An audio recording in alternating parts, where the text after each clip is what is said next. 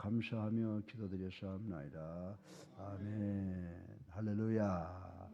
반갑습니다. 우리 권사님, 우리 장로님입니다. 권사님 반갑습니다.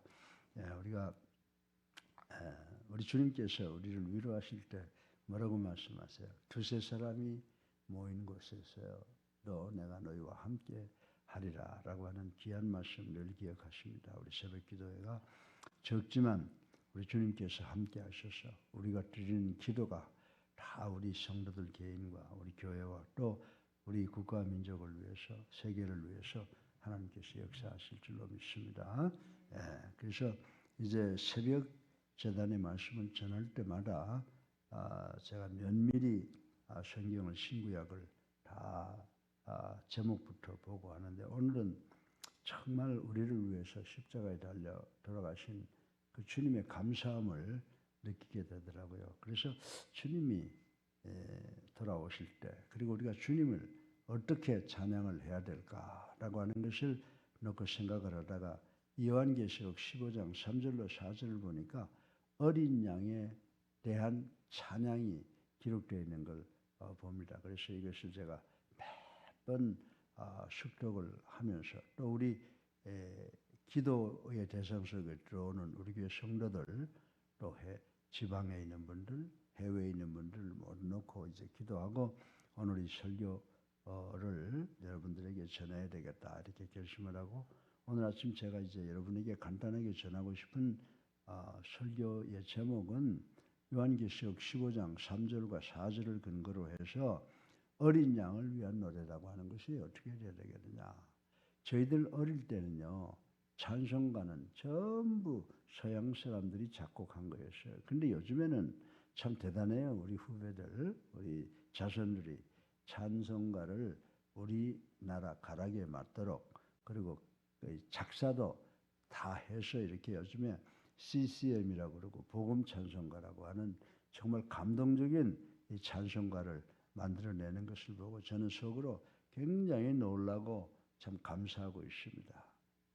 그래서 요즘 우리 교회 내에서 이 찬송가에 대한 새로운 기류가 형성이 되고 있는 것은 참으로 기쁜 일이다 이렇게 생각을 하고 있습니다. 여러분이 잘 아시는 바와 마찬가지로 우리가 부르고 있는 이 찬송은 서양 사람들의 음악 형식에 따라서 지어진 것이기에 이런 것보다도 우리는 우리의 전통적인 음악 형식인 판소리 같은 것도 괜찮을 것 같아요. 판소리로 찬송을 지어서 부르면 참 좋겠다라고 하는 생각을 합니다.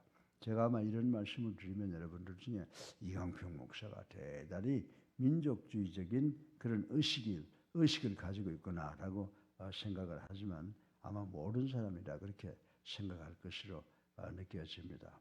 그렇다고 우리가 이제 서양 사람들 거 배척 그게 아니에요.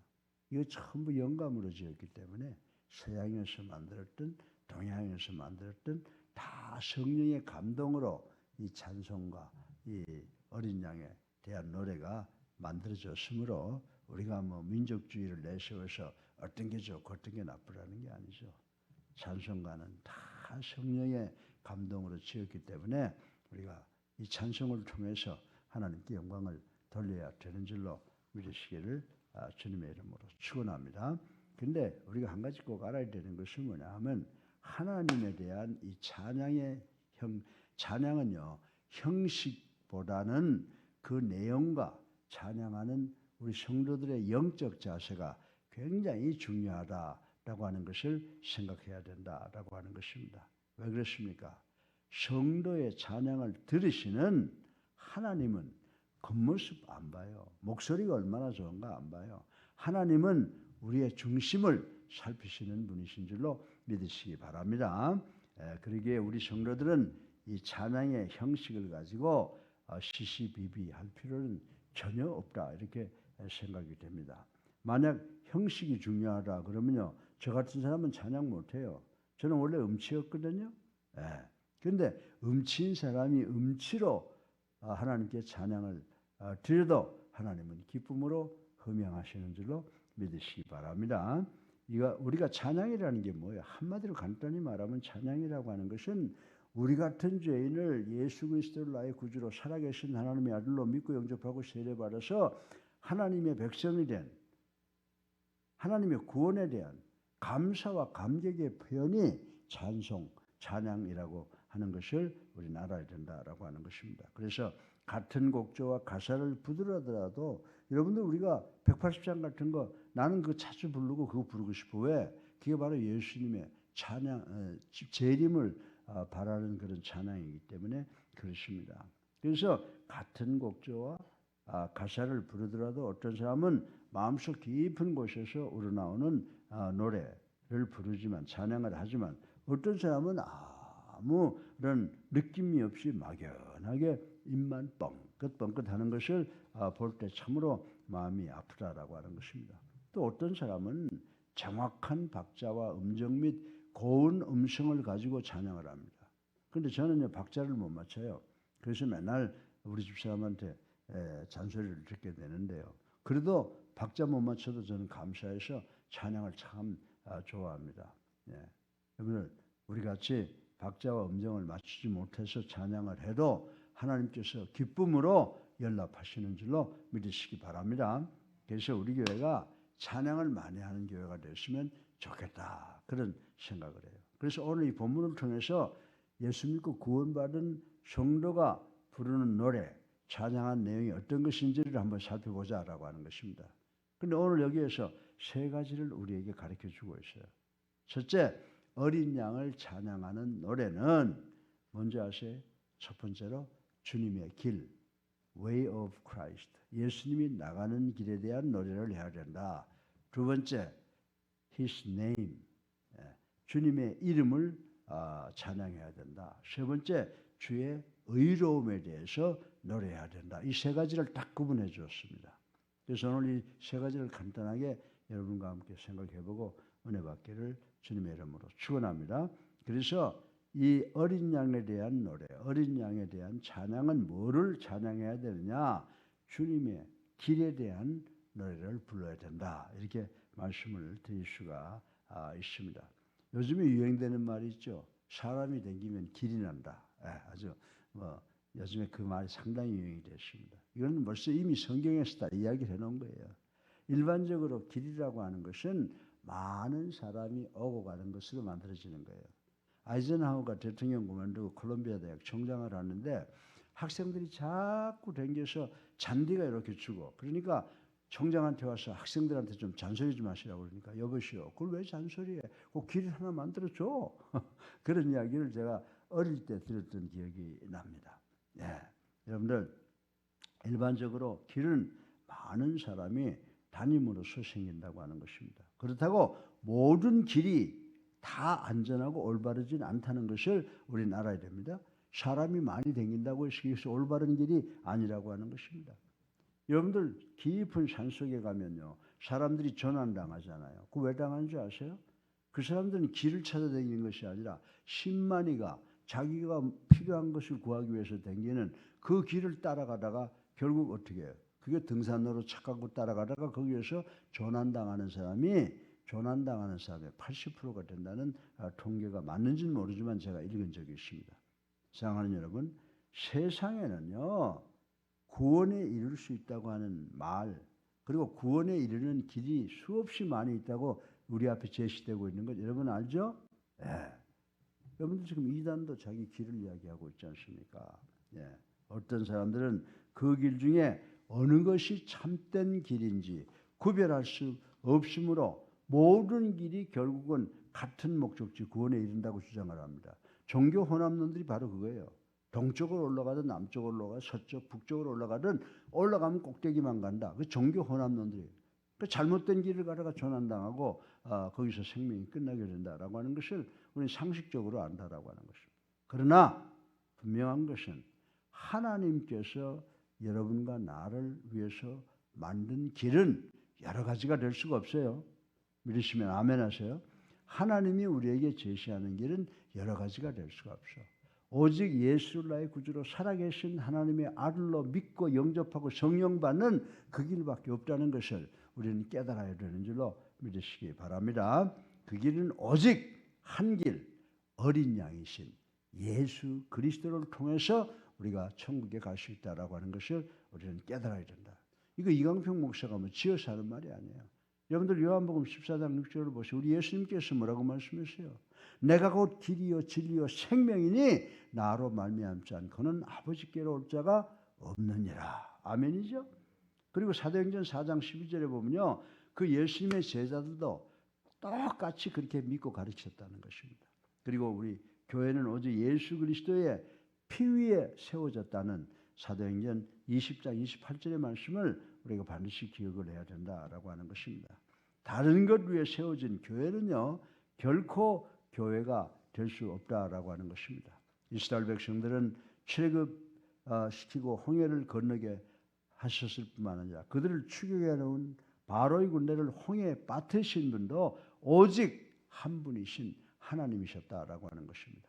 그래서 모세가 출애굽기 15장 1절부터 18절을 보게 되면 모세의 노래가 뭔지 아세요? 오직 유일무이하신 하나님의 구원에 대해서 찬양을 했다. 그래서 우리도요. 예수 믿고 비록 우리 교회가 적지만은 그리스도의 교회 문패가 딱 이 집의 주인은 그리스도십니다. 장로교, 감리교, 교파가 아니에요. 지금 십자가가 깨져가지고 산지사방으로 흩어져 있잖아요. 우리 교회의 사명은 뭐냐? 예수 그리스도로 모든 교회를 하나로 모으는 것인 줄 알고 비록 우리 그리스도의 교회가 적지만 정말 그리스도의 교회에서 예수님을 찬양할 수 있다고 하는 것을 감사하는 우리 모두가 되시기를 주님의 이름으로 축원합니다. 둘째로 그 어린 양을 위한 노래는 주의 이름에 대한 것이다. His name. 그래서 우리가 4절을 보면 하나님의 속성과 인격을 대표하는 말이 기록되어 있습니다. 그래서 하나님께서 10계명 중에 3계명에서 뭐라고 했습니까? 출애굽기 20장 7절에 보면 너는 너의 하나님 여호와의 이름을 망령 때에 일컬지 말라. 아멘입니다. 성도가 불신자들 앞에서 실수를 범하거나 죄를 범하면 불신자들은 예수 믿는 것들이 왜 저래? 라고 비난한다라고 하는 것을 우리는 잘 알고 두려워하고 있는 것입니다. 바꿔서 말하면 우리의 잘못된 행위로 말미암아 우리 예수 그리스도 하나님의 이름이 이방인 가운데서 욕을 당하게 해서는 안 된다라고 하는 것입니다. 이러한 것도 넓은 의미에서 제3계명을 범하는 것이 된다라고 하는 것입니다. 성도들은 말에 있어서나 행위에 있어서 주의 이름이 영광스럽게 나타나도록 해야 된다라고 하는 것입니다. 교회에서 찬송하는 것만이 주의 이름을 영광스럽게 하는 것이 아니라고 하는 것을 우리는 알아야 됩니다. 실제 삶 가운데서 우리의 말과 생각과 행동으로 주의 이름을 영광되게 해야 되는 것이 바로 우리의 사명이라고 말씀을 드릴 수가 있습니다. 여러분들 이 초대교회 때 말입니다. 로마가 아주 막강할 때 로마 총독들이 이 지구의 4분의 1을 나가 있었어요. 그런데 그 총독 중에 플리니라고 하는 총독이 있었는데 그때 황제가 어떤 칙령을 내렸냐 하면 그리스도인들이라는 사람이 우주국순으로 일어나는데 그들이 죄를 어떤 것을 범하고 있는지 조사하라라고 하는 칙령이 내려갔습니다. 그러니까 플리니가 조사를 다 끝내고 난 후에 황제에게 뭐라고 편지를 썼는지 아세요? 그리스도인들을 잡아 족치고 죄를 만들어 뒤집어 씌우려고 했는데 그리스도인들에게서는 아무 잘못도 발견하지 못했으며 오히려 그들은 로마의 법을 누구보다 가장 잘 지키는 자들이라고 고백한 그 고백서가 지금도 남아있다라고 하는 것입니다. 이처럼 초대교회 성도들은 얼리 처치 성도들은 오로지 하나님의 이름 예수 그리스도의 이름을 영광스럽게 하는 삶을 살았다라고 하는 것을 우리는 알아야 되는 줄로 믿으시기 바랍니다. 그런데 우리 사명은 초대교회 성도들만 그렇게 사는 게 아니에요. 우리도 예수 그리스도께서 재림하실 때까지는 정말 우리의 언행을 통해서 우리 주님과 하나님께서 영광 받을 수 있는 우리 성도들이 되어야 될 줄로 믿으시기를 주님의 이름으로 축원합니다. 그래야 우리 주님께서 우리들 만나서 고생 많이 했다. 참 착하고 충성스럽다. 내가 너에게 생명의 면류관을 주겠다라고 하는 칭찬을 받는데 예수 믿고 거짓말하고 사기친 사람들 얼마나 많아요.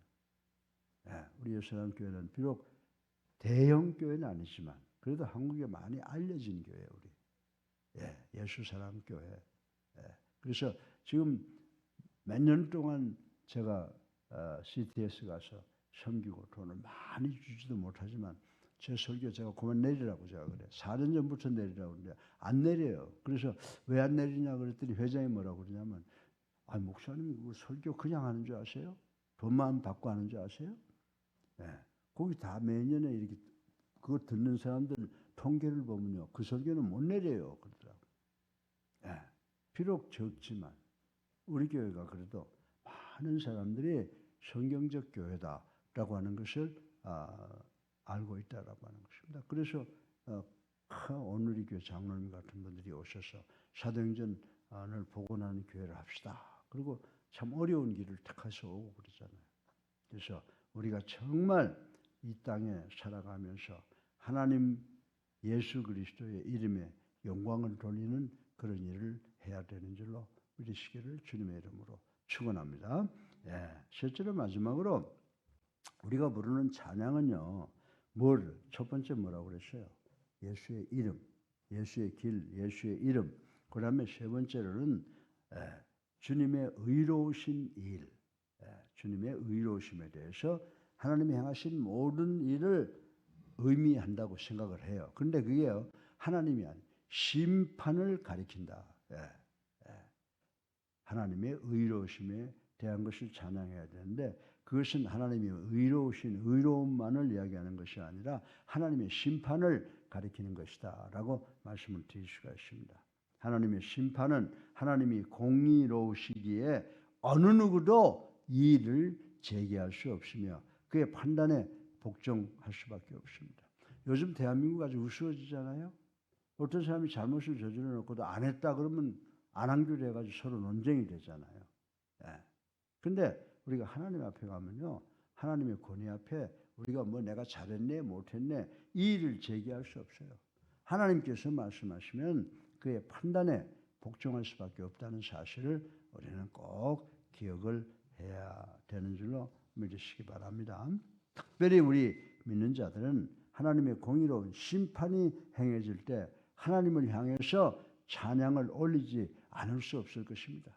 하나님의 그 정의로우심과 하나님의 공의로우심과 또 하나님의 그 사랑을 가지고 심판을 행하시는 분이시기에 우리는 어떠한 징벌을 받더라도 하나님을 찬양할 수밖에 없다라고 하는 것입니다. 그래서 우리는 누구든지 죄짓게 돼 있어요.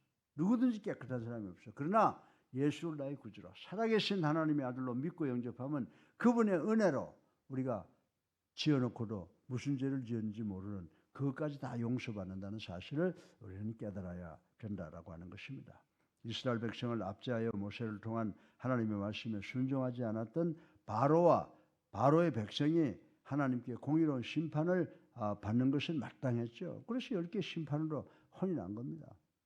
성도들을 괴롭혔던 죄악의 세력이 하나님의 공의에 의해서 영원한 멸망의 형벌을 받는 것도 당연한 일이라고 저희들은 믿어야 된다라고 하는 것입니다. 성도는 고난 중에서도 하나님의 공의가 나타날 것을 믿기에 하나님의 말씀을 지키려고 노력하고 그리고 하나님께 찬양을 드릴 수가 있는 것입니다. 사랑하는 예수 사랑교회 성도 여러분, 신약 성경에 보면 바울과 실라가 등장하죠. 바울과 실라는 옥중에서 그 어려운 고난을 당하면서도 하나님을 찬양했던 것을 우리는 기억할 수 있습니다.